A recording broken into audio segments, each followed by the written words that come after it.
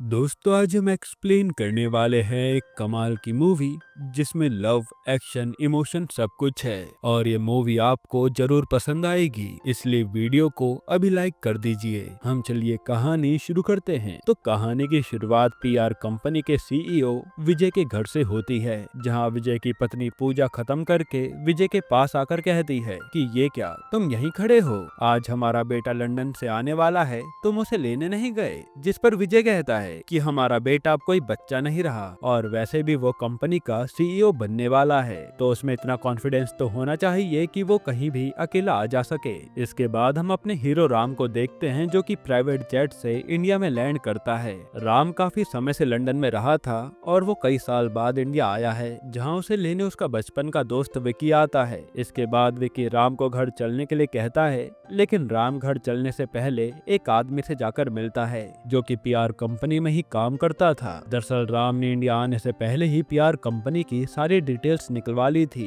जिससे उसे पता लगा कि ये आदमी पीआर कंपनी की डिटेल्स किसी और कंपनी को सेंड कर रहा है। और तो और इसने काफी बड़ा प्रोजेक्ट पीआर कंपनी को ना दिलवाते हुए किसी और कंपनी को दिलवा दिया। अब आप ये सोच रहे होंगे कि राम के पापा को ये सब कैसे नहीं पता, वो तो कंपनी के सीईओ हैं। दरअसल राम के पापा काफी शरीफ आदमी हैं और वो अपने किसी भी कंपनी के मेंबर पर शक नहीं करते। खैर, अब राम उस आदमी को उसी टाइम कंपनी से निकाल देता है, जिसपे वो आदमी राम को धमकी देता है कि मेरे पास तुम्हारी कंपनी की सारी डिटेल्स है, जिसे मैं दूसरी कंपनी को बेच दूंगा। इतने में उसके पूरे कैबिन में आग लग जाती है, जो कि राम ने ही लगाई थी। असल में राम को पहले से ही पता था कि कुछ ऐसा ही होगा और वो तैयारी करके आया था। अब इस आग से उस आदमी के पास पीआर कंपनी की कोई भी डिटेल्स नहीं बचती। जिसके बाद राम अपने घर पहुंचता है, जहां सभी लोग राम को देखकर काफी खुश होते हैं, लेकिन कुछ लोग उसके आने से दुखी भी थे। दरअसल विजय अपने बेटे को सीईओ बनाने वाला था। वहीं विजय के बड़े भाई रमेश का लड़का अभी खुद कंपनी का सीईओ बनना चाहता था और इसके लिए वो कुछ भी कर सकता था, जिसमें उसका साथ उसकी माँ टीना भी दे रही थी, जो कि राम की ताई थी। इसके बाद हमें एक गाँव का सीन दिखाया जाता है, जहाँ सिर्फ फूलों की खेती हुआ करती थी और उस गाँव में एक अम्मू नाम की लड़की रहती है, जो कि काफी सीधी साधी और भोली भाली लड़की है। अम्मू भी फूलों की खेती किया करती है और उसके पिता पैरालाइज होने के कारण वो अम्मू की मदद नहीं कर पाते।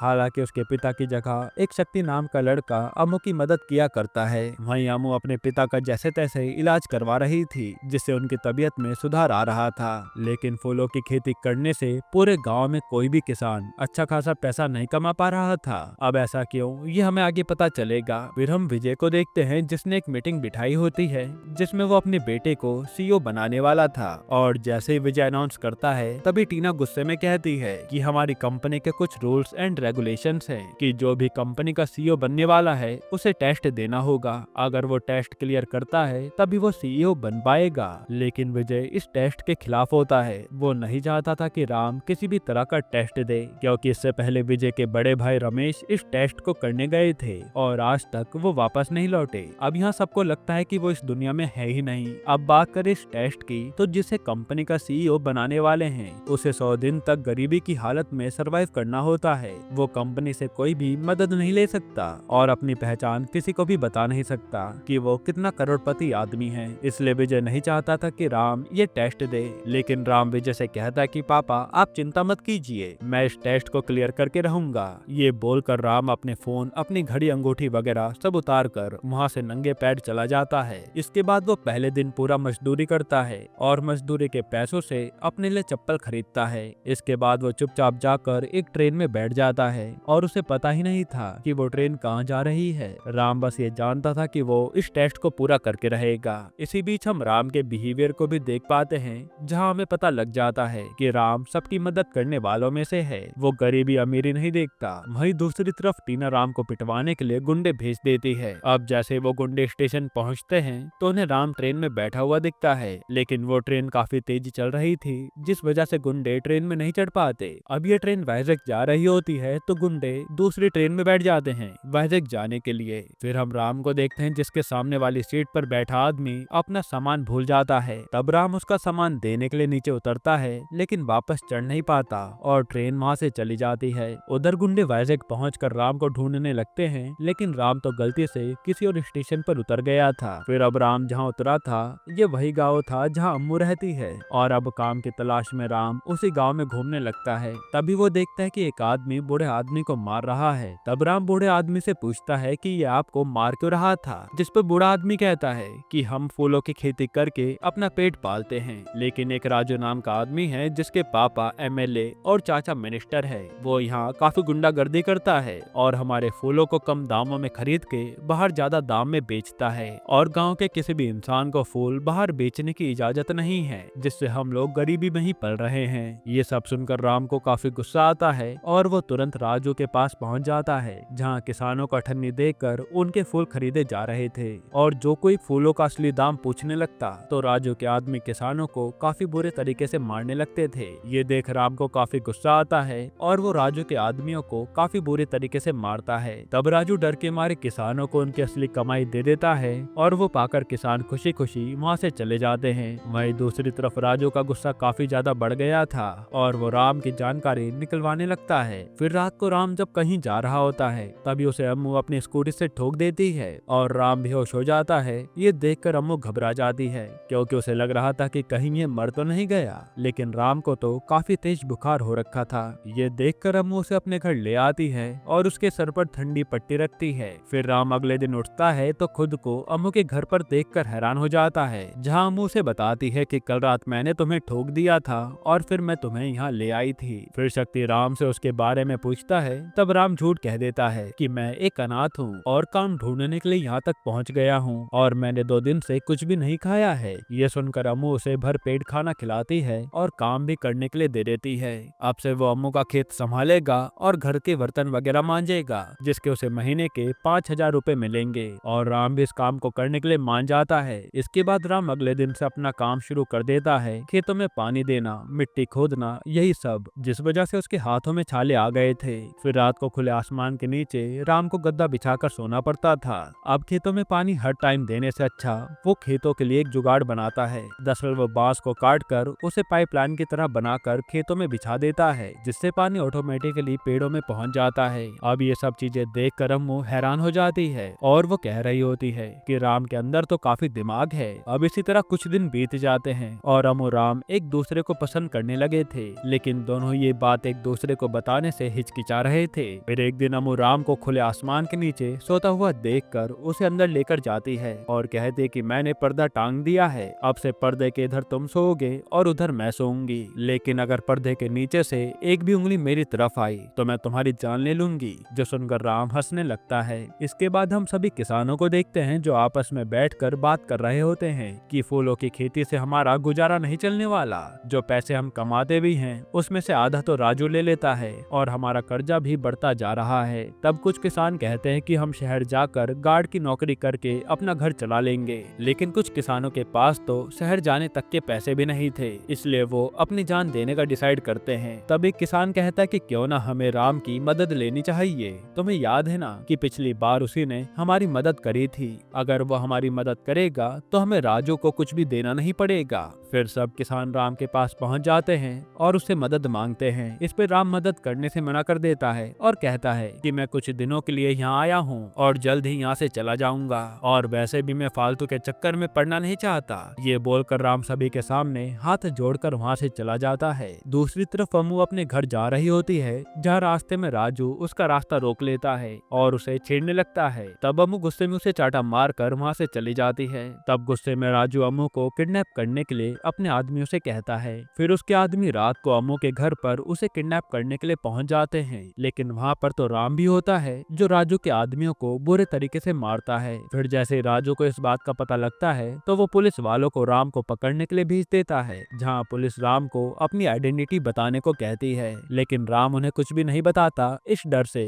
कि कहीं वो ये टेस्ट हार ना जाए। तब पुलिस वाले उसे आतंकवादी बताकर वहाँ से ले जा लेते हैं और स्टेशन में ले जाकर खूब मारते हैं और उसे जेल में ही बंद कर देते हैं। दूसरी तरफ अम्मू भी काफी परेशान हो रही होती है कि पता नहीं राम किस हाल में होगा। खैर तभी यहाँ थाने में एक वकील आता है जो राम को देखते ही कहता है कि तुम्हें पता भी है कि तुमने जेल में किसे बंद कर रखा है, ये एक बहुत ही अमीर बाप का बेटा है, ये चाहे तो तुम्हारी वर्दी एक ही पल में उतरवा सकता है। जो सुनते सभी पुलिस वाले डर जाते हैं और ऑफिसर के साथ साथ सभी पुलिस वाले राम से माफी मांगते हैं और उसे छोड़ छोड़ दिया जाता है। फिर पुलिस स्टेशन से बाहर निकलते हुए राम बस यही सोच रहा था कि उसकी सच्चाई सभी के सामने आ गई और वो ये टेस्ट हार गया। तब वो वकील से पूछता है कि तुम मुझे कैसे जानते हो, जिस पे वकील कहता है कि अरे तुम मुझे भूल गए, तुमने मुझे मेरा सामान लौटाया था ना जो मैं ट्रेन में भूल गया था, और वो सब जो मैंने अंदर कहा था ना वो ऐसे ही झूठ कह दिया था ताकि वो पुलिस वाले डर जाएं और तुम्हें छोड़ दें, क्योंकि मैं जानता था कि तुम्हें बिना फालतू इन लोगों ने फंसाया है। तब ये सुनकर राम के चेहरे पर दोबारा से खुशी आ जाती है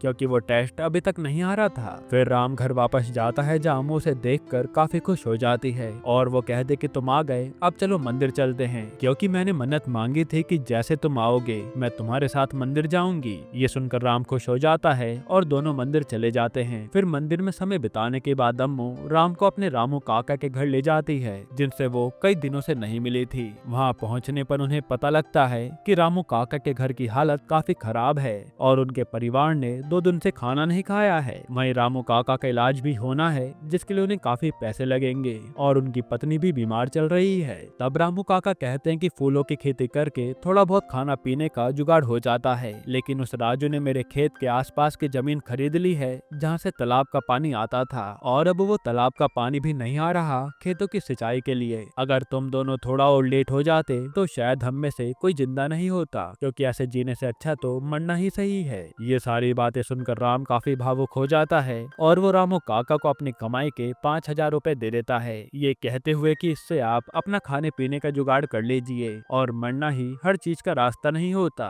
ये सुनकर रामू काका राम को गले लगाकर रोने लगते हैं। फिर अगले दिन राम रामू काका के खेत में आता है जहाँ बोरवेल तो लगी हुई थी लेकिन बिजली न होने के कारण वो चल नहीं रही थी। तब राम अपना दिमाग चलाता है और ड्रम से एक विंड मिल तैयार करता है जिसके चलते बिजली जनरेट होती है और बोरवेल चालू हो जाती है। अब पानी आता हुआ देखकर रामू काका की खुशी का कोई ठिकाना नहीं होता और सभी गांव वाले भी खुशी से नाचने लगते हैं। अब गांव वालों की नजरों में राम एक मसीहा बन चुका था और अगले दिन दोबारा से सभी किसान इकट्ठा होकर राम के पास मदद मांगने आते हैं ताकि राम राजू से उन्हें छुटकारा दिलवा पाए। इस पर राम कहता है कि ये काम मेरे अकेले का बस का नहीं है, मैं एक लेटर लिखूंगा, उस पर बस आप अपने सिग्नेचर कर देना, फिर मैं वो लेटर सरकार तक पहुंचा दूंगा, शायद वहां से कोई मदद मिल जाए। इसके बाद राम लेटर लिखता है पर वहाँ गाँव में किसी को भी सिग्नेचर करने नहीं आते थे तो सब अपने अपने खून से अंगूठा लगा रहे थे। जिसके बाद ये लेटर सभी राज्यों के सरकार के पास और पीएम तक के पास पहुंचा दिया जाता है। तब पीएम फटाफट से इस केस पर काम करने का ऑर्डर देते हैं। दूसरी तरफ टीना और अभी इंस्टाग्राम पर राम की एक वीडियो देखते हैं जिसमें राम ने विंड मिल बनाई थी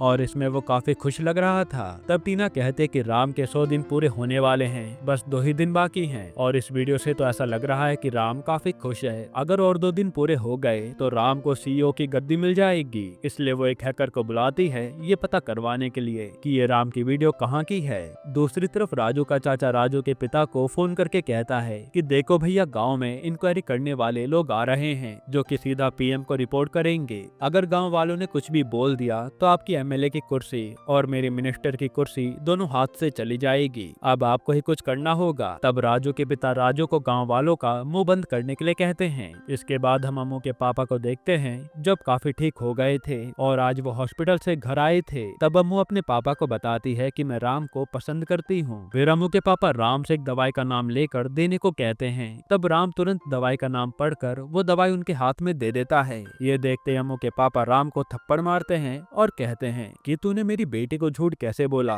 कि तू एक अनाथ है और तूने पढ़ाई लिखाई नहीं करी, बिना पढ़ा लिखा आदमी सही दवाई कैसे दे सकता है और भंगार के सामान से विंड मिल कैसे बना सकता है, बता तू कौन है। तब अम्मू राम से कहते कि चुप क्यों खड़े हो, पापा की बातों का जवाब क्यों नहीं देते, लेकिन राम कुछ भी नहीं बोलता और आज राम के टेस्ट का 99 दिन था। तभी अम्मू ये सोचकर उदास हो जाती है कि जिसे उसने अनाथ और गरीब समझकर प्यार करा वो कोई और ही है। वहीं राम अम्मू से 24 घंटे का समय मांगता है और कहता है कि 24 घंटे बाद मैं तुम्हें सब कुछ सच बता दूंगा, लेकिन अम्मू उसकी एक भी बात नहीं सुनती। दूसरी तरफ राजू के लोग अम्मू के खेत को तहस नहस करने लगते हैं और जब शक्ति उन्हें रोकने जाता है तो वो उसे खूब मारते हैं। अब उन्होंने ऐसा इसलिए करा था कि राम इस काम में ही उलझा रहे और कमेटी वाले जब आए तो राम उनसे ना मिल सके, क्योंकि राम ही था जो कमेटी वालों को सब बता सकता था और गांव वालों में तो हिम्मत ही नहीं थी। फिर जैसे राम और अम्मू शक्ति को ऐसी हालत में देखते हैं तो वो जल्दी से उसे हॉस्पिटल लेकर जाते हैं और शक्ति का काफी खून बह चुका था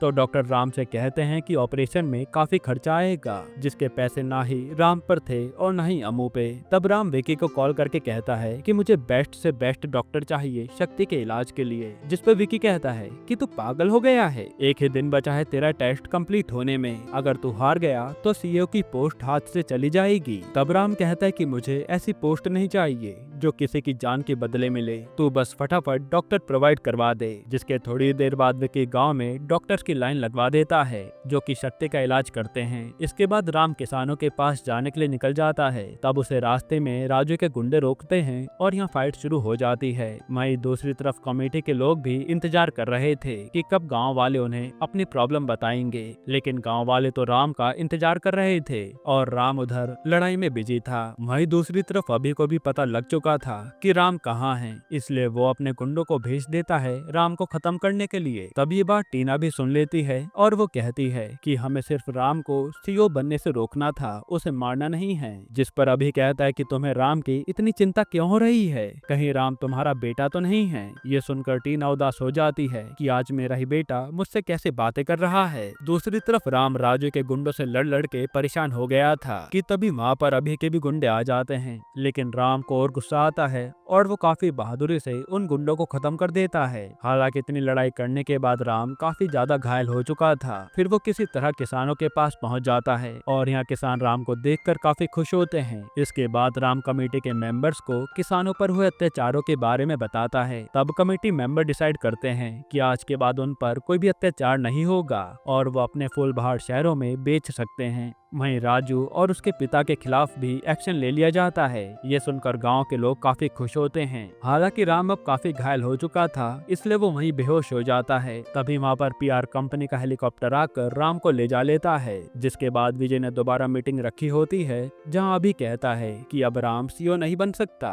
क्योंकि उसने सिर्फ 99 दिन ही पूरे करे हैं, एक दिन अभी भी रह गया है। तभी वहाँ पर रमेश आ जाता है, जी हाँ, विजय का बड़ा भाई, जिसे देखकर सब लोग हैरान हो जाते हैं क्योंकि वो भी 100 दिन के टेस्ट के लिए गया था लेकिन कभी वापस नहीं आया और अचानक इस तरह आना यानी वो अभी तक जिंदा था। तब रमेश कहता है कि माना राम ने 100 दिन पूरे नहीं करे, लेकिन जितने भी दिन उसने सरवाइव करा है मैंने उसे हर समय देखा है, वह काफी अच्छा सीईओ बनेगा। जब मैं अपना टेस्ट देने गया था तो मैंने वहाँ की गरीबी और जीवन कैसे जीते हैं ये सब देखा है, इसलिए मैं वहीं रुक गया था। इसके बाद राम को सीईओ बना दिया जाता है और फिर एक दिन राम दोबारा से उसी गाँव में जाता है, जहाँ जाकर वो सभी किसानों का लोन भर देता है। इससे पूरे गांव वाले खुश हो जाते हैं और फिर राम अमू से कहता है कि मैंने उस टाइम तुम्हें अपनी असली आइडेंटिटी नहीं बताई थी, उसके लिए मैं तुमसे माफी चाहूंगा, लेकिन आगे से मैं तुमसे कोई भी बात नहीं छुपाऊंगा, इसकी मैं गारंटी लेता हूँ। क्या तुम मेरी लाइफ पार्टनर बनोगी? ये सुनने के बाद अम्मू उसे गले लगा लेती है। यहीं पर ये मूवी खत्म होती है। दोस्तों, आपको मूवी कैसी लगी हमें कमेंट में जरूर बताइएगा और इसके अलावा आप कौन सी मूवी का एक्सप्लेनेशन चाहते हैं वो भी कमेंट कीजिएगा। बाकी अगर आपको हाल ही में आई कमाल की मूवी देखनी है तो आप ये वीडियो देख लीजिए।